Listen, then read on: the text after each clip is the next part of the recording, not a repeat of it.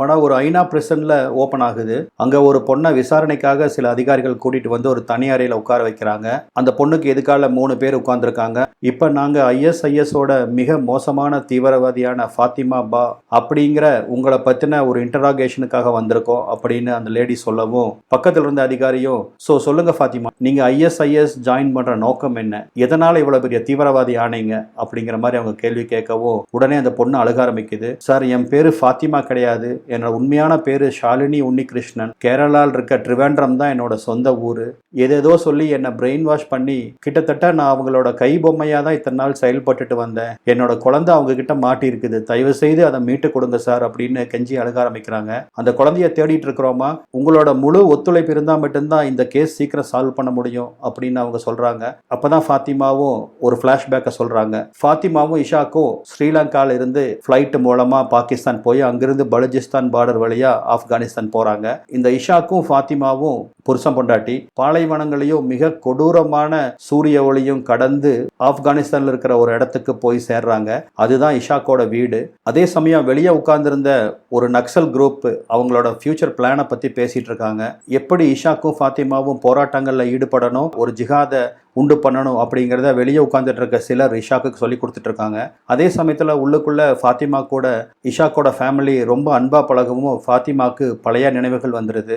ஃபாத்திமாவோட voice ஓவரில் நான் கேரளாவில் என் வீட்டில் இருந்த மாதிரி இப்போ உணர்றேன் அப்படின்னு சொல்லவும் ஒரு ஃப்ளாஷ்பேக் இப்போ ஓப்பன் ஆகுது. ட்ரிவேண்ட்ரத்தில் ரொம்ப ட்ரெடிஷனலான ஒரு ஃபேமிலியில் பிறந்தவங்க தான் ஷாலினி உன்னிகிருஷ்ணன். குடும்பத்தில் ரொம்ப அன்பா வளர்க்கப்பட்ட ஒரு செல்ல பெண்ணுன்னு சொல்லலாம். அப்போதான் அவங்க பாட்டிக்கு ஷாலினி படிக்கிறதுக்காக காசர்கோடு போக அப்படிங்கிறது தெரிய வருது. எதுக்காக பொண்ணை வெளியூருக்கு போய் படிக்க வைக்கணும், இங்க என்ன படிக்க வைக்க முடியுமோ அதை மட்டும் படிக்க வைங்கன்னு மருமக கிட்ட அந்த அம்மா சொல்லிட்டு இருக்காங்க. ஆனா மருமகளோ தன்னோட பொண்ணு ஷாலினிக்கு தான் சப்போர்ட் பண்றாங்க. ஒரு வழியா காசர்கோடு வராங்க ஷாலினி. அந்த காலேஜ் கேம்பஸ் என்டர் ஆன உடனே அவங்களுக்கு ஒரு பேடு வைப்ரேஷன் ஏற்படுது. அதுக்கு என்ன காரணம்னா, 2 சைடும் செவுத்த சுத்தி அவங்களோட கோஷன்னு சொல்லிட்டு நம்ம நாட்டுக்கு எதிராக இங்க என்னமோ செயல்படுறாங்க அப்படிங்கிற மாதிரி ஷாலினிக்கு தோணுது. பட் அதையெல்லாம் பெருசா எடுத்துக்காம ஹாஸ்டலுக்கு போறா. ஹாஸ்டல்ல தான் இப்போ ஷாலினி மற்ற 3 பொண்ணுங்களையும் மீட் பண்றா. ஒரு பொண்ணு கீதாஞ்சலி மேனன், அவங்க கோட்டயத்திலிருந்து வந்திருக்காங்க. இன்னொரு பொண்ணு நிமா மேத்யூஸ், இன்னொரு பொண்ணு அசீஃபா பா அப்படின்னு அந்த லோக்கல்ல மலப்புறத்துல இருக்கிற பொண்ணு. இவங்க 3 பேரும் பார்த்த உடனேயே நெருங்கி பழகி ஃப்ரெண்ட்ஸ் ஆயிடுறாங்க. அந்த சமயத்துல அசீஃபாக்கு ஒரு ஃபோன் வருது.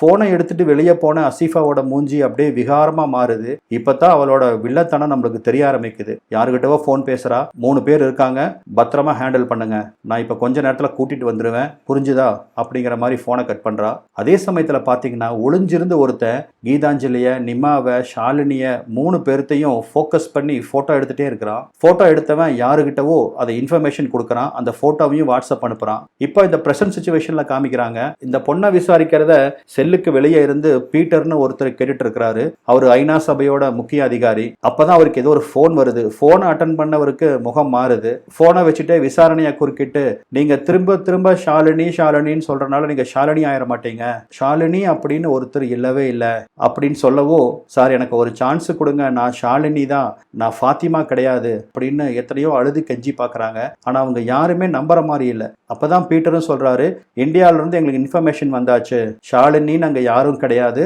2வது ஐஎஸ்ஐஎஸ்ல போய் ஜாயின் பண்ணனால உங்க சொந்த நாடே உங்களை இப்ப கை கழுவி விட்டுருச்சு அப்படிங்கிற மாதிரி ரகுடா பேசுறாரு. அந்த ஷாலினிங்கிற அந்த பெண்ணோட உணர்வுகளை கொண்டு என்ன ஃபாத்திமாங்கிற ஒரு அடிமையா மாத்திருக்காங்க, என்னோட கதையை கேளுங்க அப்படிங்கிற மாதிரி கெஞ்சரா. ஐஎஸ்ஐஎஸ்ல ஜாயின் பண்ணதும் உண்மைதான். கேரளா எவ்வளவு பெரிய ஆபத்துல இருக்குது தெரியுங்களா? அது ஒரு பெரிய பாம் மேல அந்த நாடு உட்கார்ந்துருக்கு. கூடிய சீக்கிரத்தில் அது வெடிச்சு கடவுளோட தேசமான அந்த கேரளாவே இல்லாம போயிடும், அதை காப்பாத்துங்க சார் அப்படின்னு சொல்லி அழுகிறாங்க. தான் எப்படி ஐஎஸ்ஐஎஸ்ல போய் ஜாயின் பண்ணி சூசைட் பாமரா மாறினாங்க அப்படிங்கிற அந்த கதையை மேற்கொண்டு இப்போ அவங்க சொல்ல ஆரம்பிக்கிறாங்க. இஷாக்கு கூட ஆப்கானிஸ்தான் போகும்போது பல டிஸ்டர்பிங்கான காட்சிகள் எல்லாத்தையும் அவங்க பாக்குறாங்க. இப்போ ஐசக்கையும் ஃபாத்திமாவையும் ஒரு தனிமையான வீட்டுக்குள்ள கொண்டு வந்து கொஞ்ச நாளைக்கு இதுதான் உங்க வீடு அப்படின்னு சொல்லிட்டு போகவும், அந்த வீட்டை பார்த்தா பால் அடைஞ்சு எல்லாம் ஒற்றை பிடிச்சி கிடக்குது. ஒரு வழியா அந்த வீட்டை சுத்தம் பண்ணி பெருக்கி எடுக்கிறாங்க ஃபாத்திமா. இப்பதான் ஒரு மிருகம் மாதிரி இஷாக்கு பின்னாடி இருந்து ஃபாத்திமாவை கட்டி பிடிக்கிறான். இவளும் அவங்கிட்ட இருந்து தப்பிக்கிறதுக்கு எவ்வளவோ ட்ரை பண்ணவோ பலார்னு ஒரு அரைஞ்சு, என்னடி அடிமை நாயே, நான் சொல்றதெல்லாம் கேட்கறதுக்காக தான் உன்னை எனக்கு கல்யாணம் பண்ணி வச்சிருக்காங்க அப்படின்னு சொல்கிறான். நான் ப்ரெக்னெண்ட்டாக இருக்கேன் இஷாக், வேண்டாம். அவளை ரொம்ப வலுக்கட்டாயமாக ஒரு டேபிளில் படுக்க வச்சு அவனோட வெறியெல்லாம் தீர்த்துக்கிறான். வலி தாங்க முடியாமல் அந்த பொண்ணும் அந்த டேபிள்லேயே முட்டி போட்டு உட்காந்து கதறி கதறி அழுக ஆரம்பிக்கிறான். தான் எப்படி வளர்ந்தோம், தன்னோட குடும்பம் இன்னைக்கு எப்படி அனாதையா, எதுக்காக இப்படி நம்ம வந்தோம் அப்படிங்கிறதெல்லாம் புரியாமல் அந்த பொண்ணு கதறி கதறி அழுதுட்டு இருக்கு. இப்போ அப்படியே ஒரு ஃப்ளாஷ்பேக்கில் அந்த காசர்கோடு காலேஜ் டேஸை காமிக்கிறாங்க. 3 பொண்ணுங்களும் ஃபஸ்ட் டைமாக டின்னருக்காக வெளியே போகிறதுக்காக கிளம்பிட்டு இருக்காங்க. ஆள் ஆளுக்கு மேக்கப் போட்டுட்டு இருக்கிறவோ, அந்த நிமாங்கிற பொண்ணு அவளோட லிப்ஸ்டிக்கை அசிஃபா கொடுக்கவோ, சாரி எனக்கு அது வேண்டாம், எங்கள் மதத்துப்படி லிப்ஸ்டிக் போட்டால் பெரிய குற்றம் அப்படிங்கிற மாதிரி சொல்லவோ, அப்போ தான் அசிஃபாவுக்கு ஒரு ஃபோன் வருது. ஒரு நிமிஷம் இருங்கன்னு சொல்லிட்டு இவங்ககிட்ட இருந்து தனியாக பிரிஞ்சு வந்து யாருக்கோ ஃபோன் பேசுகிறா. சொல்லு, 3 பேரும் ரெடியாக இருக்காங்க, பார்த்து ஹேண்டில் பண்ணுங்க, புரிஞ்சுதா அப்படின்னு சொல்லும்போது அந்த விஷப்பாம்புவோட முகம் கொடூரமாக மாறுது. ஃபோன் பேசி முடிச்ச உடனே ஒன்றும் தெரியாதவளட்டா சிரிச்சுட்டே அந்த பொண்ணுகிட்ட வந்து போலாமா அப்படிங்கிறா. எல்லாரும் கிளம்புறாங்க. இது ஆக்சுவலாக ஒரு ட்ராப்பு. அசிஃபா அவளோட கசின் கூட வெளியே போகிறேன், நீங்களும் வாங்க அப்படிங்கிற மாதிரி இவங்களை கூப்பிட்டுருப்பா. இந்த பொண்ணுங்களும் ஓகே, இந்த ஊரை சுற்றி பார்த்த மாதிரி இருக்குமேன்னு சொல்லி அவட போக சம்மதிச்சிருப்பாங்க. இப்போ காரில் போயிட்டு இருக்காங்க. உள்ள 2 பேர் இருக்கானுங்க. ஒருத்தன் பேர் ரமீஸ், இன்னொருத்தன் அப்துல். அப்போதான் அவன் சொல்லுவான், உங்கள் ஹிந்துக்கள் மாதிரி எங்களுக்கு மறுஜென்மத்திலலாம் நம்பிக்கை இல்லை, எங்கள் மதத்துப்படி மரணத்துக்கு அப்புறம் வாழ்க்கை இருக்குன்னு நம்புறவங்க அப்படிங்கிற மாதிரி அவன் சொல்லிட்டு இருக்கான். இதே சமயத்தில் இந்த 2 பேரும் இவங்களை ரெஸ்டாரண்ட்ல இறக்கி விட்டுட்டு ஒரு சின்ன வேலை இருக்கு, நாங்கள் வந்துடுறோம்னு சொல்லிட்டு போறாங்க. 4 பொண்ணுங்களும் இப்போ சாப்பிட உட்காடுறாங்க. இந்த நிமா பார்த்தீங்கன்னா அவ ஒரு கிறிஸ்டியன் கேர்ள், அவ சாமி கும்பிட்டுட்டு தான் சாப்பிட ஆரம்பிக்கிறா. அதே மாதிரி அசீஃபாவும் அல்லாஹ்க்கு நன்றி சொல்லிட்டு தான் சாப்பிட ஆரம்பிக்கிறா. ஆனா கீதாஞ்சலியும் ஷாலினியும் எந்த சாமியும் கும்பிடல. இவங்க 2 பேர்த்தையும் ரொம்ப புதிரா பார்த்த அந்த 2 பொண்ணுங்களும், உங்களுக்கு சாப்பிட்றதுக்கு முன்னாடி சாமி கும்பிடுற பழக்கம் இல்லையா அப்படின்னு கேட்கவோ, இல்ல அப்படின்னு இந்த 2 ஹிந்து பொண்ணுகளும் சொல்லுதுங்க. நீங்க தான் அதெல்லாம் சொல்ல மாட்டீங்கன்னு தெரியுமே, கடவுளுக்கு நன்றி சொல்லாம சாப்பிட்றது மிகப்பெரிய பாவம், அந்த பாவத்துக்கு தண்டனை என்ன தெரியுமா, நரகம் அப்படின்னு சொல்லிட்டு இருக்கும் போதே ரமீஸும் அப்துல்லும் அங்கே வரானுங்க. வாங்க அங்கே போய் டான்ஸ் ஆடலான்னு கூட்டிட்டு போய் இவங்க எல்லாம் ஒரு பார்ட்டி மாதிரி எங்க டான்ஸ் ஆடிட்டு இருக்காங்க. அதெல்லாம் முடிச்சுட்டு இப்போ இந்த 4 பொண்ணுங்களும் காலேஜ் கேம்பஸ்ல நடந்துட்டு இருக்காங்க. அப்பதான் ஃபாத்திமா சொல்றா, அல்லாஹ்வை நம்பாத யாருமே கடைசி காலத்துல நரகத்துக்கு தான் போவாங்க அப்படின்னு அவ சொல்லிட்டு இருக்கா. ஐ எம் சாரி, நீங்கெல்லாம் வந்து ஹிந்துக்கள், எங்களோட இதை நீங்க நம்ப மாட்டீங்க, ஸோ உங்களுக்கும் நாளைக்கு நரகம் தான் கண்டிப்பா அப்படின்னு சொல்லவோ, அப்பதான் கீதாஞ்சலி ஒரு அறிவுபூர்வமான கேள்வி கேட்கறா. நாங்க தான் முஸ்லீம்ஸ் இல்லையே, எங்களை எப்படி உங்க அல்லாஹ் தண்டிக்க முடியும் அப்படின்னு கேட்கும்போது, இதோ பார், இந்த உலகத்தை நடத்திட்டு இருக்கிறது ஒரே ஒருத்தர் தான், அது அல்லாஹ் மட்டும்தான். அந்த அல்லாஹ்வை நம்பாத அத்தனை பேருமே பாவம் செஞ்சவங்க தான், அவங்களுக்கு கண்டிப்பா இந்த நரகம் தான் கிடைக்கும் அப்படின்னு சொல்லிட்டு அங்கிருந்து வெடுவெடுன்னு நடந்து போக ஆரம்பிக்கிறா. இதுக்கு இடையில அரபி கிளாஸுக்கு போன அசிஃபா அங்க இருக்கிற சிலர் கூட முக்கியமா ஏதோ பேசிட்டு இருக்கா. அந்த அப்துல்லாவும் ரமீஸும் அங்க இருக்காங்க. ஏதோ திட்டம் அவங்க போடுற மாதிரி தெரியுது. இவங்க ஃப்ரெண்ட்ஷிப் இப்படியே போயிட்டு இருக்க ஷாலினி அடிக்கடி அசிஃபாவோட வீட்டுக்கு போக ஆரம்பிக்கிறா. ஷாலினியும் கீதாஞ்சலியும், ஏன்னா அவங்க 2 பேர்த்தோட ஊரும் ரொம்ப தூரமா இருக்கு. அவங்க வீட்டுக்கு போய் அவங்க அம்மா அப்பா கூட பழகவும் ஷாலினிக்கு அந்த குடும்பத்தை ரொம்ப பிடிச்சி போகுது. இப்படி ஒரு குடும்பம் நம்மளுக்கு கிடைக்காதா அப்படிங்கிற மாதிரி ஏங்க ஆரம்பிக்கிறா. ரமீஸ் கூட அப்துல் கூட எல்லாம் இப்போ ரொம்ப க்ளோஸா பழக ஆரம்பிக்கிறதுக்கு அவளுக்கு ஒரு சான்ஸ் கிடைக்குது. அவங்களும் இவளை ரொம்ப மரியாதையா ட்ரீட் பண்றாங்க. ஸோ இந்த பொண்ணுகளுக்கு ஒருத்தர் பரஸ்பரம் இப்போ பிடிக்க ஆரம்பிக்குது. அதே சமயத்தில் இப்போ இந்த சீன் கட் பண்ணி ஆப்கானிஸ்தான்ல நடந்ததை காமிக்கிறாங்க. திடுதிப்புன்னு பார்த்தீங்கன்னா இஷாக் பேக் எடுத்துட்டு கிளம்புறான். ஃபாத்திமா எதுவுமே கேட்காம அமைதியா நின்றுட்டு இருக்கா. ஏன்னா நேத்து அவன் நடந்துகிட்ட விதம் அப்படி மிருகம் மாதிரி. அப்பதான் அவன் சொல்றான், இப்போ நான் சிரியாக்கு போறேன், எனக்கு ட்ரைனிங் ஸ்டார்ட் ஆக போகுது, ட்ரைனிங் முடிஞ்சா நம்மளுக்கு எந்த பிரச்சனையும் இல்லை, அதுக்கப்புறம் நம்ம வாழ்க்கையில மிகப்பெரிய லெவல்ல பேசப்படுவோம் அப்படின்னு சொல்லிட்டு அங்கிருந்து கிளம்புறான். அவன் எதுவுமே பேசாம ஃபாத்திமா அமைதியா நின்றுட்டு இருக்கா. அவன் கிளம்பின உடனே ஃபர்தா எடுத்து மாட்டிட்டு வெளியே வந்த ஃபாத்திமா முக்குல யாரோ சிலர் ஒரு பெண்ணை துப்பாக்கியால துரத்துறத பாக்குறாங்க. எதனால அந்த பொண்ணை துப்பாக்கி எடுத்துட்டு துரத்துறானுங்கன்னா, தேவையில்லாம அந்த பொண்ணை வீட்டை விட்டு வெளியே வந்துட்டதாகவோ அப்படின்னு சொல்லி அந்த பொண்ணை ஓட விட்டு பின்னாடியே சுட்டு கொல்றானுங்க. அங்க ஏதோ சத்தம் கேட்குதேன்னு திரும்பி பார்க்க அங்க ஒரு பெரிய கூட்டம் கூடி இருக்குது. ஒரு மேடையில ஒரு பெண்ணை படுக்க வச்சு கையை நீட்டி வச்சிருக்காங்க வெட்டுறதுக்காக. பக்கத்திலேயே அந்த பொண்ணோட புருஷனை கழுத்துல கத்தி வச்சிருக்காங்க. என்ன நேரத்துலையும் கொண்டுறலாம். அப்பதான் அங்க கமாண்டர் மாதிரி இருக்கான் ஒருத்தன், பயங்கரமா கத்திட்டு இருக்கான். பாவம் பண்ணிட்டாங்க, அதனால இவங்களை உயிரோட விடக்கூடாது அப்படின்னு சொல்லி அங்க இருக்கிறவங்களை எல்லாத்தையும் பயங்கரமா ஸ்க்ரூ ஏத்திட்டு இருக்கான். உடனே எல்லாரும் அவங்க மதத்தோட இதை சொல்லி கத்துன்னு கத்த ஆரம்பிக்கிறானுங்க. இங்க இன்னைக்கு நடக்கிறது ஒரு சாவு இல்லை, அது எல்லாத்துக்கும் ஒரு பாடம். இந்த பாடம் எல்லாத்தோட மனசுலையும் பயத்தை உருவாக்கணும்னா இந்த தண்டனை தான் கரெக்ட் அப்படின்னு அப்படின்னு சொல்லி கத்தவும் அங்க இருந்த ஒருத்தன் அந்த பொண்ணோட கையை கொடூரமா வெட்டுறான். பக்கத்துல இருந்தவன் அவன் புருஷனோட கழுத்தையும் வெட்டி கொள்றாங்க. கை வெட்டப்பட்ட அந்த பொண்ணு கீழே விழுந்து உயிருக்காக துடிக்குது. வெட்டுப்பட்ட பொண்ணு துடிக்கிறத பார்த்த ஃபாத்திமா ஒரு செகண்ட் அப்படியே மயங்கி கீழே உலக போகவும் பக்கத்துல நின்றிருந்த ஃபர்தா போட்ட இன்னொரு பொண்ணு அவளை தாங்கி பிடிக்கிறாங்க. அப்படியே அங்கிருந்து வேற ஒரு இடத்துக்கு கூட்டிட்டு வரவும், நீ எதுக்குமா வெளியே சுத்திட்டு இருக்க, நீ இப்படி சுத்துறது தெரிஞ்சா உன்னையும் போட்டு தள்ளிடுவாங்க அப்படின்னு அந்த லேடி சொல்லிட்டு இருக்காங்க. அந்த லேடி பேரு சாஜியா. நீ ஏதாவது இங்கிருந்து தப்பிச்சு போக பாக்குறியா அப்படின்னு ஃபாத்திமாவை கேட்கவும் ஃபாத்திமா பதில் எதுவும் சொல்லாம இருக்கா. ஆமா, எதுக்காக அவங்கள அப்படி கொடூரமா கொன்னாங்க அப்படின்னு ஃபாத்திமா கேட்கவும், வேற ஒன்றும் இல்லம்மா, அந்த பொண்ணு லிப்ஸ்டிக் போட்டுருச்சு, எங்க மதத்துப்படி அது பயங்கரமான குற்றம், அதுதான் கொன்னோம். அந்த பொண்ணுக்கு லிப்ஸ்டிக் வாங்கி கொடுத்தனால அவ புருஷனையும் கொன்னோம் அப்படிங்கிறாங்க.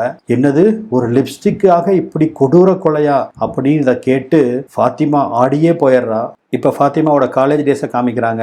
இப்போ அந்த 3 பொண்ணுங்களும் எங்கேயோ ஷாப்பிங் போகும்னு சொல்லவும் அசிபா எனக்கு வேலை இருக்குன்னு வீட்லயே இருந்துக்கிறா. வீட்டில இருந்து கிளம்பியாச்சு அப்படின்னு சொல்லிட்டு அவங்க போட்டோ அவங்களுக்கு அனுப்பவும், இப்போ ஒரு மால்ல அவங்க ஏதோ ட்ரெஸ் எடுக்க போயிருக்காங்க. அப்போ இவங்களுக்கு பின்னாடி வந்த ஒரு பொறுக்கி நிமாவை தொடக்கூடாத இடத்துல தொடவும் கோவம் வந்து திரும்பி ஓங்கி அவனை அரைஞ்சிடறான். என்னையே அடிக்கிறியான்னு சொல்லி அவனும் திருப்பி அடிக்க 3 பொண்ணுங்களையும் அவனுக்கு கண்டபடி அடிச்சு ட்ரெஸ் எல்லாம் கிழிக்கிறானுங்க. இந்த கொடூரத்தை பார்த்துட்டு இருக்க ஒருத்தரும் கூட அங்க வரல. ஒரே ஒரு லேடி கடைசியா ஹிஜாப் எடுத்துட்டு வந்து இவங்க 3 பேர்த்தையும் போத்தி அங்கிருந்து கூட்டிட்டு போறாங்க. இப்ப ரூம்ல காமிக்கிறாங்க. 3 பொண்ணுகளும் பயந்து போய் உட்கார்ந்துட்டு இருக்க ரமீஸும் அப்துல்லும் அங்க இருக்காங்க. அவனுக்கு ரொம்ப நல்லவனுங்களாட்டா மன்னிப்பு கேட்டுட்டு இருக்கிறானுங்க. இந்த பொண்ணுங்களை இம்ப்ரெஸ் பண்ணணும் இல்லையா, எங்க மதத்துல பெண்கள் கிட்ட இப்படி நடக்கிறவங்களுக்கு பெரிய தண்டனை உண்டு, கண்டிப்பா அவங்களை நான் சும்மா விட மாட்டோம் அப்படிங்கிற மாதிரி வீரவசனம் எல்லாம் பேசிட்டு இருக்கவும் பக்கத்துல இருந்த அசீபா, நீ எல்லாம் ஒரு டாக்டரா ரமீஸ், அவங்களுக்கு ஏதாவது ஒரு டேப்லெட் கூட, ரொம்ப டென்ஷனா இருக்காங்க பாரு அப்படின்னு சொல்லவும், ஓ எஸ், ஒரு டேப்லெட் இருக்குன்னு சொல்லிட்டு ஒரு டேப்லெட் கொண்டு வந்து கொடுக்குறா. இந்த டேப்லெட்டை சாப்பிட்டீங்கன்னா உங்களுக்கு மைண்டு காம் ஆயிரும், இதை குடிங்க அப்படின்னு சொல்றான். அந்த பொண்ணுங்களும் யதார்த்தமா இவங்க 2 பேர்த்தையும் நம்பி அந்த டேப்லெட்டை சாப்பிட்றாங்க. அந்த பொண்ணுங்களையே வெச்ச கண்ணு வாங்காம உருன்னு பார்த்துட்டு இருக்கானுங்க. ஏன்னா நேற்று போன இடத்துல சீக்கிரமா அந்த பொண்ணுகளை கர்ப்பமாக்கி நீங்க இல்லைன்னா அந்த பொண்ணுகளுக்கு வேற வழி இல்லை அப்படிங்கிற மாதிரி பண்ணணும் அப்படின்னு ஒரு ஜிகாதி சொல்லியிருப்பாரு. அது அவனுக்கு மனசுல ஓடிட்டு இருக்கு. எப்படியாச்சும் உஷார் பண்ணி இந்த பொண்ணுங்க 2 பேர்த்தையுமே பிசிக்கலா ஏதாவது பண்ணிடணும் அப்படிங்கிறதான் இப்போ அவங்களோட குறிக்கோளோட சுத்திட்டு இருக்கானுங்க. அதே சமயத்துல இதுதான் நல்ல சான்ஸ் அப்படின்னு சொல்லிட்டு அசீபாவும் ஒரு கடவுளோட குழந்தையான ஜீசஸவே சிலுவையில அரைஞ்சாங்க. அப்போ உங்க கடவுளான இந்த ஜீசஸ்னாலையும் கூட தன்னை காப்பாத்திக்க முடியல, அப்புறம் அவர் எப்படி மற்றவங்களெல்லாம் காப்பாற்ற போறாரு அப்படின்னு சொல்லவும் நிமா ஸ்டாப் இட் அப்படின்னு பயங்கரமா கத்தவோ, இதுக்கு மேல இவங்க கிட்ட பேசிட்டு இருந்தா நம்ம டப்பா டான்ஸ் ஆடிடும் அப்படின்ட்டு, சாரிப்பா உங்களை ஹர்ட் பண்ண மாதிரி நான் சொல்ல வரல, அங்க எத்தனை பொண்ணுங்க இருந்தாங்க, ஏதாவது ஹிஜாப் போட்ட பொண்ணுக்கு இந்த மாதிரி நடந்துச்சா, உங்களுக்கு மட்டும் தானே நடந்திருக்கு, இதே நீங்க ஹிஜாப் போட்டிருந்தீங்கன்னா கண்டிப்பா அல்லாஹ் உங்களை காப்பாத்துவாரு, நீங்க போடாதனாலதான் நீங்க கைவிடப்பட்டிருக்கீங்க அப்படின்னு சொல்லவும், ஹிஜாப் போட்டா அப்போ யாரும் பக்கத்துல வரமாட்டாங்களா அப்படின்னு பயந்தபடியே கீதாஞ்சலி கேட்கிறா. ஒருத்தனும் பக்கத்துல வரமாட்டா, எவனுக்குமே இந்த தைரியம் கிடையாது அப்படின்னு அசீஃபா பயங்கர உணர்ச்சி பொங்க சொல்லவும் இந்த 2 பொண்ணுங்களும் அதை யோசிக்க ஆரம்பிக்குது. அப்படியே நம்ம ஹிந்து சாமிகள் எல்லாத்தையுமே அவ கேவலமும் பேச ஆரம்பிக்கிறா. உங்க ராமர்னால அவரோட சம்சாரத்தையே காப்பாத்திக்க முடியல, சம்சாரத்தை காப்பாத்திக்கிறதுக்கு குரங்குகளை கூட்டிட்டு போயிருக்கிறாரு, அவரெல்லாம் ஒரு கடவுளா அப்படின்னு கேவலம் பேசுறா. கிருஷ்ணரை பத்தி கேவலம் பேசுறா. அதே சமயத்துல சிவனையும் ரொம்ப கேவலமா பேசுறா. தன்னோட இறந்த மனைவியை தூக்கிட்டு சுத்தி இருக்காராமா, ஒரு கடவுள் பண்ற காரியமா இது, அவர் கடவுளா இருந்தா எப்படி அவரோட மனைவியை இறக்க விட்டுருப்பாரு அப்படிங்கிற மாதிரி எல்லாம் பயங்கரமா பிரெயின் வாஷ் பண்ண ஆரம்பிக்கிறா. இந்த விஷப்பூச்சி இப்ப கொஞ்சம் கொஞ்சமா அவங்க மனசுக்குள்ள பூந்து அந்த விஷத்தை அவங்க மனசுக்குள்ள விதைச்சிட்டு இருக்கிறா. இந்த 2 ஹிந்து பொண்ணுகளுமே இப்போ ஹிந்து ரிச்சுவல்ஸ் எல்லாத்தையுமே மோசமா பேச ஆரம்பிக்கிறாங்க. இப்படி நாட்கள் நகர ஆரம்பிக்குது. இந்த பொண்ணுங்களும் கொஞ்சம் கொஞ்சமா அவங்க நினைச்சபடியே அவங்க பக்கம் சாய ஆரம்பிக்கிறாங்க. அப்பதான் இந்த ரமீஸும் அப்துல்லும் பிசிக்கல் இன்டிமேஷன் தப்பு இல்லை அப்படின்னு சொல்லவும், எப்படி தப்பு இல்லைன்னு சொல்றேன், உங்க இஸ்லாம்ல இதெல்லாம் தப்புன்னு தானே சொல்றாங்க அப்படின்னு கீதாஞ்சலி கேட்கவும், தப்பு தான், ஆனா 2 பேரு மனசை வந்து இதை செஞ்சா எந்த தப்பும் கிடையாது அப்படிங்கிற மாதிரி அவன் கன்வின்ஸ் பண்றான். இதுக்கு இடையில பொண்ணுங்களும் இப்ப ஹிஜாப் போட்டுட்டு தான் எல்லா இடத்துக்கும் சுத்துறாங்க. அப்பதான் ஷாலினி ரொம்ப சந்தோஷப்படுறா. என்னைக்கு நாங்க ஹிஜாப் போட்டோமோ அன்னையிலிருந்து நாங்க ரொம்ப சேஃபா ஃபீல் பண்றோம், எங்களுக்கு ஒரு தனி கெத்து வந்ததை நாங்க ஃபீல் பண்றோம் அப்படிங்கிற மாதிரி சொல்லிட்டு இருக்கா. இப்ப ஷாலினி பாத்தீங்கன்னா கொஞ்சம் கொஞ்சமா அப்படியே அவங்க மதத்துல அப்படி முழுக ஆரம்பிக்கிறா. அடிக்கடி அவங்க அனுப்புகிற அந்த வீடியோஸ் எல்லாம் பார்க்க ஆரம்பித்து இப்போ அவளுக்கு மனசு மாற ஆரம்பிக்குது. அப்துல்லா கூட ரொம்ப நெருங்கியும் பழகிறான். அவனும் ரொம்ப நல்லவ மாதிரி இவகிட்ட நடக்கவும் அவங்க நினைச்ச மாதிரி அன்னைக்கு இரவு ஷாலினி அவங்கிட்ட தன்னையே இழக்கிறா. கீதாஞ்சலியும் அதே போல தன்னை இழக்கிறா. அந்த மீட்டிங்கில் அவனுக்கு சொன்ன மாதிரி இந்த பொண்ணுங்களுக்கு அவங்களோட அந்த டெண்டன்சிலிருந்து வெளியே வந்துடக்கூடாது அப்படிங்கிறதுக்காக அடிக்கடி அந்த மாத்திரைகளை கொடுத்துட்டே இருக்காங்க. இந்த பொண்ணுங்களும் இது வந்து ஸ்ட்ரெஸ்ஸை போக்குற மாத்திரை தான் அப்படின்னு சொல்லி இவங்களை நம்பி அந்த மாத்திரைகளை இப்போ ரெகுலராக குடிக்க ஆரம்பிக்கிறாங்க. இந்த 2 பொண்ணுகளை ரொம்ப ஈஸியாக அசீபா வளைச்சிட்டா. ஆனால் அந்த கிறிஸ்டின் பொண்ணை அசீபானால வளைக்கவே முடியல. இவ அல்லான்னு சொன்னா அவ இயேசுன்னு சொல்றா. அந்த மாதிரி ஏட்டிக்கு போட்டியே பண்ணிட்டு இருக்கவும் அசீபாக்கு என்ன பண்றதுன்னே தெரியாம பயங்கர டென்ஷன் ஆகிறா. உன்னால ஒரு பொண்ணை வளைக்க முடியலையா அப்படின்னு அசீபாக்கு அவங்க அந்த குரூப்லயே கெட்ட பேர் வேற.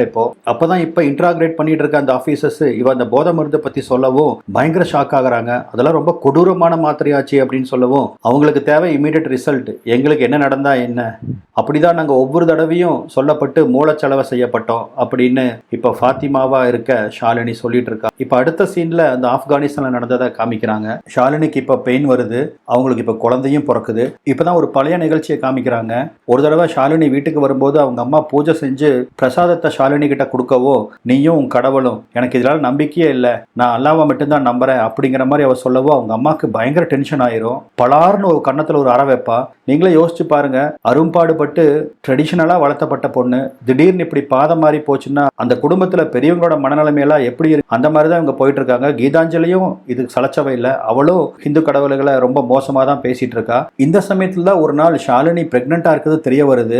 எல்லாரும் பயங்கர ஷாக் ஆகுது, அழுக ஆரம்பிக்கிறாங்க. ஃப்ரெண்ட்ஸ் எல்லாம் என்ன சொல்றாங்கன்னா, நீ பேசாம ரமேஷவை கல்யாணம் பண்ணிக்கோ அப்படின்னு சொல்லவும் ஷாலினியும் சரிங்கிறான். ஆனா ரமேஷ் இந்த கல்யாணத்துக்கு மறுக்கிறான். நான் எப்படி ஒரு ஹிந்து பொண்ணை கல்யாணம் பண்ண முடியும், அப்படியே ஹிந்து பொண்ணை நான் விரும்பி கல்யாணம் பண்ணாலும் விட மாட்டாங்க அப்படின்னு அவன் சொல்லவும், அப்படின்னா ஒண்ணு பண்ணலாம், ஷாலினிய இஸ்லாமுக்கு மாத்தி நீ கல்யாணம் பண்ணிக்கோ, அவளை கைவிட்டுறாத அப்படின்னு சொல்றாங்க. அதுக்கு ஷாலினியும் சம்மதிக்கிறா. ஆனா கீதாஞ்சலியை பொறுத்த வரைக்கும் அவன் இன்னும் மாறல. ஏன்னா அவன் இன்னும் பிரெக்னென்ட் ஆகல. அதனால அந்த பிரெக்னென்டான அந்த ட்ராப்பை வச்சு அவங்களால அவளை உடனடியாக மாற்ற முடியல. இப்போ இந்த கரண்ட் சுச்சுவேஷன்ல ஆப்கானிஸ்தானை காமிக்கிறாங்க. திடீர்னு 2 பேர் கதவை தட்டவும் கதவை திறந்து பார்த்த ஃபாத்திமா யாருன்னு கேட்கிறா. இஷாக் ஒரு விபத்துல இறந்து போயிட்டான் அப்படின்னு சொல்லவும் இதை கேட்டு பெரிய அளவுக்கு ஷாக் ஆகாத ஃபாத்திமாவும் இங்கிருந்து தப்பிச்சு போறதுக்கு என்ன வழி அப்படிங்கறத மட்டும் ரொம்ப மும்முரமா தேடிட்டு இருக்கா. இதுக்கிடையில அடிக்கடி அந்த அப்துல் பாத்தீங்கன்னா கீதாஞ்சலியோட நியூட் போட்டோஸ் எல்லாம் நிறைய வாங்கி வச்சுக்கிறான். இவன் கேட்கிற போஸ்ட்ல எல்லாம் அவ போட்டோ எடுத்து வாட்ஸ்அப் பண்ணவும் அது எல்லாத்தையுமே ஸ்டோர் பண்ணி வச்சுக்கிறான். இந்த சமயத்துல தான் வா நம்ம 2 பேரும் கல்யாணம் பண்ணிக்கலாம், கல்யாணம் பண்ணி நம்ம ஃபாரின் போய் நம்ம மதத்தை பரப்பலாம் அப்படின்னு அப்துல் சொல்லவும், இதுக்கு எதுக்கு நம்ம வெளிநாடு போகணும், அசீபா இங்க இருந்துட்டே அவன் மதத்தை பரப்பலையா, இல்ல இங்க இருந்தா செட் ஆகாது, நம்ம ஃபாரின் தான் போகணும் அப்படின்னு அவன் சொல்லவும், இந்த மாதிரி இவங்களோட கான்வர்சேஷன் போயிட்டு இருக்கும் போது 2 பேர்த்துக்குள்ள சண்டை வர ஆரம்பிக்குது. அவ ஓப்பனாவே அவங்ககிட்ட சொல்றா, உனக்கு ஆண்மை இல்ல, அதனாலதான் நான் பிரெக்னென்ட் ஆகல அப்படின்னு அவங்ககிட்ட சண்டை பிடிக்கிறா. இந்த சமயத்துல தான் கீதாஞ்சலியோட போனுக்கு அவ நியூட் போட்டோகிராஃப்ஸ் எல்லாம் வர ஆரம்பிக்குது. இதை பார்த்து அவ கதறி கதறி அழுக ஆரம்பிக்கிறா. இப்ப புரியுது அவளுக்கு அம்மா அப்பாவோட அருமை என்னன்னு. நேரா வீட்டுக்கு வந்தவ அவங்க அப்பா மடியில படுத்துட்டே பயங்கரமா அழுக ஆரம்பிக்கிறா. ஏன்பா நம்ம மதத்தோட மகத்துவத்தை பத்தி சொல்லி வளர்த்தல அப்படின்னு அவங்க அப்பா கிட்ட கேட்கிறா. ஒரு சமயத்துல பாத்தீங்கன்னா இதே கீதாஞ்சலி இவ மதம் மாறுறா அப்படின்னு தெரிஞ்சோன்னா அவங்க அப்பாவுக்கு ஹார்ட் அட்டாக் வருது. ஹாஸ்பிட்டல் அட்மிட் பண்ணியிருக்கும் போதும் கூட அங்க வந்தவ அல்லாவை கும்பிட்டு இருந்தா உங்களுக்கு ஹார்ட் அட்டாக் வந்திருக்காது அப்படிங்கிற மாதிரி சொல்லவோ, அவளை பெத்த 2 பேர்த்துக்கும் என்ன பண்றதுன்னே தெரியல. கையாலாகாதவங்களா அழுக மட்டும்தான் அவங்களால முடிஞ்சது. இந்த சமயத்துல தான் அங்க இருக்கிற மதகுரு பேசியே ஷாலினியோட மனசை மாத்தி அந்த ஐசக்கு கல்யாணம் பண்றாங்க. அதுவும் ஒரு முஸ்லீம் முறைப்படி தான் திருமணம் நடக்குது. பொண்ணுக்கு கல்யாணம் அப்படின்னு தெரிஞ்சு பார்க்க வந்த அவங்க அம்மாவுக்கு பொண்ணை பார்த்த உடனேயே அவங்களால அழுகையை அடக்க முடியல. எவ்வளவு பார்த்து வளர்த்தன பொண்ணா இது, எவன் கூடவோ லிவின்ல இருந்து குழந்தைய வாங்கிட்டு இன்னைக்கு அவன் ஓடி போய் இன்னொருத்தனுக்கு மனைவியாகி மதம் மாறி இப்படி கெட்டு சீரழிஞ்சு போச்சே அப்படின்னு சொல்லி அவங்க கதறி அழுகிறாங்க. இதை இப்படியே விட்டா நிலைமை மாறிடும் அப்படின்னு புரிஞ்சுக்கிட்ட அசீபாவோ, நாங்க பாத்துக்கிறோமா அவங்க பொண்ணை, நீங்க போயிட்டு வாங்க அப்படிங்கிற மாதிரி அவங்க அம்மாவை நைஸா பேசியே அங்கிருந்து கிளப்பி விடுறா. இப்ப வரைக்கும் ஃபாத்திமாக்கு தன்னை சுத்தி என்ன நடக்குது அப்படிங்கிறது தெரியாது. தான் ஒரு பெரிய டிராப்குள்ள மாட்டிருக்கோம் அப்படிங்கிறதே அவங்க உணரல. அந்த சமயத்துல தான் ஹனிமூன் போலான்ட்டு இஷாக்கும் ஷாலினியும் ஸ்ரீலங்கா போறாங்க. அந்த சமயத்துல நிமா ஷாலினிக்கு ஃபோன் பண்ணி நடந்தது எல்லாத்தையும் சொல்றா. கீதாஞ்சலி செத்து போயிட்டாளா அப்படின்னு கேட்ட ஷாலினி பயங்கரமா அழுக ஆரம்பிக்கிறா. நல்லவேளை நீ இன்னும் மாறலையே அப்படின்னு ஷாலினி சொல்லவும் அதுக்கு நிமா கதறி அழுகிறா. என்னாச்சு அப்படின்னு பதறி போய் ஷாலினி கேட்கவோ நிம்மாவை மதம் மாற்ற முடியாத கோபத்துல இருந்த அசீபா நிம்மா குடிக்கிற கூல்ட்ரிங்க்ல மயக்க மருந்து கொடுத்து அவளை எல்லாரும் பாலியல் வன்புணர்வு பண்ணிருக்காங்க. 1-2 பேர் கிடையாதுங்க, 18-20 பேர்த்துக்கு மேல. என்னால எண்ணம் கூட முடியல அப்படின்னு சொல்லி அவ கதறி அழுகும் போது வன்புணர்வு பண்ணினது மட்டும் இல்லாம அதையெல்லாம் வீடியோவும் எடுத்து இதை வெளியே சொன்னா இதையெல்லாம் லீக் பண்ணிடுவேன் அப்படின்னு சொல்லி மிரட்டியிருக்காங்க. இதே காரணத்தினாலதான் கீதாஞ்சலி செத்துருப்பான். அதாவது கல்யாணம் பண்ணிக்க ஒத்துக்க மாட்டேங்கிறான் அப்படிங்கிற கோபத்துல அந்த அப்துல் கீதாஞ்சலியோட நியூட் போட்டோஸ் எல்லாத்தையுமே இன்டர்நெட்ல லீக் பண்ணிருப்பான். இதை பார்த்து மன உடைஞ்சு போன கீதாஞ்சலி இதுக்கு மேல நம்ம வாழ்ந்தா நம்ம குடும்பத்துக்கும் கெட்ட பேரு நம்மளுக்கும் கெட்ட பேருன்னு சொல்லி வீட்டிலேயே தூக்கு மாட்டி இறந்து போயிருப்பா. இந்த ஐசக் யாருன்னு பாத்தீங்கன்னா அவன் ஆக்சுவலா ஒரு கிறிஸ்டியன். அவனையும் மதம் மாத்தி இந்த கும்பல் இப்படி உழவ விட்டுருக்காங்க. எப்ப ஷாலினிக்கு சந்தேகம் வருதுன்னா ஸ்ரீலங்கால அவங்க தங்கி இருக்கும் போது தான் அவளுக்கு முதல்ல சந்தேகம் வருது. இப்போ எல்லாமே டூ லேட். இந்த குரூப்பு கிட்ட இருந்து அவ தப்பிக்கிறதுக்கு வாய்ப்பே இல்லை. அதே சமயத்துல நிமாவும் அவ ஃபேமிலி கூட உட்கார்ந்து பேசி தனக்கு நடந்த கொடுமைய உலகத்துக்கு தெரிய வைக்கணும் அப்படிங்கறதுக்காக போலீஸ் ஸ்டேஷன்ல போய் கம்ப்ளைண்ட் கொடுக்கறா. இந்த மாதிரி பல பெண்களோட வாழ்க்கையை கெடுக்கிறதுக்கே இங்க ஒரு குரூப் அலைஞ்சிட்டு இருக்காங்க. நீங்க தயவு செய்து உடனடியாக இதுல ஒரு ஆக்ஷன் எடுத்து அவங்களை காப்பாத்துங்க. அப்படி இல்லைன்னா நம்ம கேரளாவோட முன்னாள் சிஎம் சொன்ன மாதிரியும் அதாவது சீக்கிரம் கேரளா ஒரு இஸ்லாமிக் ஸ்டேட்டா மாறிடும் அப்படின்னு அவ சொல்லவும் எல்லாம் சரிமா, நீ சொல்றதுக்கு ஆதாரம் வேணும் இல்லை, எங்களுக்கு ஆதாரம் இல்லாம நாங்க யாரை போய் அரெஸ்ட் பண்ண முடியும் அப்படிங்கிற மாதிரி போலீஸ்காரங்களும் சொல்லிடுறாங்க. அதே சமயத்துல இங்க ஆப்கானிஸ்தான்ல நிறைய பெண்களை இப்போ ஒரு இடத்துல இருந்து இன்னொரு இடத்துக்கு கடத்திட்டு போயிட்டு இருக்காங்க. இங்க இருக்கிற அத்தனை பெண்களுமே ஒரு அடிமையா நடத்தப்படுறாங்க. அதாவது எப்பெல்லாம் ஆண்களுக்கு அவங்க தேவைப்படுறாங்களோ அப்பெல்லாம் அவங்கள தூக்கிட்டு போய் வன்புணர்வு பண்ணுவாங்க. இதுக்கு மேல யூஸ் ஆக மாட்டாங்க அப்படிங்கிற பெண்களை கொஞ்சம் கூட ஈவரக்கம் இல்லாம அவங்கள கொன்னும் போட்டு போறானுங்க. இந்த மாதிரியான ஒரு சூழ்நிலையில தான் இந்த பொண்ணுகள்லாம் இங்க இருந்து வேற ஒரு இடத்துக்கு கொண்டு போகப்படுறாங்க. அந்த சமயத்துல வழியில ஏதோ ஒரு பிரச்சனை ஏற்பட அந்த வண்டியில இருந்த போராளிகள்லாம் அதுல கான்சென்ட்ரேட் பண்ணிட்டு இருக்கிற சமயத்துல அங்கிருந்து ஷாலினிங்கிற அந்த ஃபாத்திமா தப்பிச்சு ஓடுறா. அது ஒரு பாலைவனம். முடிஞ்ச வரைக்கும் உயிரை கொடுத்துட்டு ஓட ஆரம்பிக்கிறா. கடைசியில ஒரு இடத்துல மயங்கி கீழே விழுந்துடுறா. அது பாத்தீங்கன்னா ஆப்கானிஸ்தானோட பார்டரு. அங்கதான் ட்ரோன் மூலமா இவங்களை பார்த்த அந்த ஆப்கானிஸ்தான் சோல்ஜர்ஸும் காப்பாத்தி ட்ரீட்மெண்ட் எல்லாம் கொடுத்து உயிர் பொழைக்க வைக்கிறாங்க.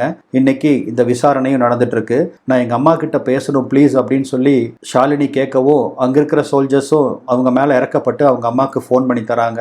எதிர்முனையில் அம்மா பேசவும் நான் பண்ணினது எல்லாமே தப்புமா, என்னை மன்னிச்சுக்கா அப்படின்னு சொல்லி தேம்பி அழுக ஆரம்பிக்கிறாங்க.